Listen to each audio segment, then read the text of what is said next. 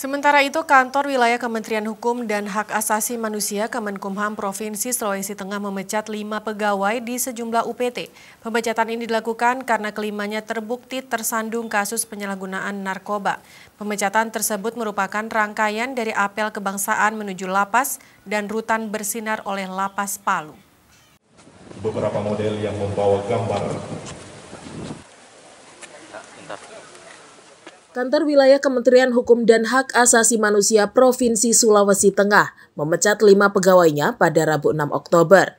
Pemecatan tersebut ditandai dengan pencopotan baju dinas kelimanya yang dilakukan oleh Kakanwil Kemenkumham Sulteng Lilik Sujandi.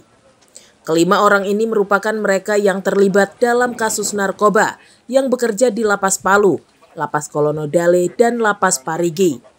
Menurut Lilik Sujandi, hal ini merupakan bentuk penegasan terhadap petugas lapas dan rutan yang lainnya agar tidak terlibat dalam penyalahgunaan narkoba. Mereka ajak untuk tidak pakai narkoba, tapi kalau masih ada oknum yang memasukkan narkoba, ya. Nah, kita di tahun 1,5 tahun ini, kita sudah 5 hari ini kita lakukan pemberhentian dengan tidak hormat. Ya.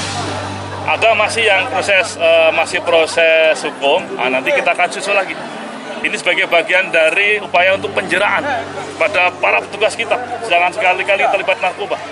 Ya, semuanya yang terlibat kita pecat. Pasti kita pecat tanpa ampun.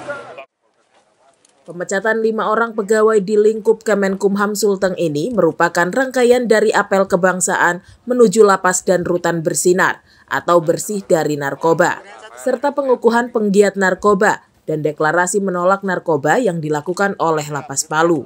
Kegiatan ini juga dihadiri oleh Badan Narkotika Nasional Provinsi BNNP Sulteng, TNI Polri, serta sejumlah Forkopimda Sulawesi Tengah. Dari Palu, Sulawesi Tengah, Rangga Musabar, Kantor Berita Antara mewartakan.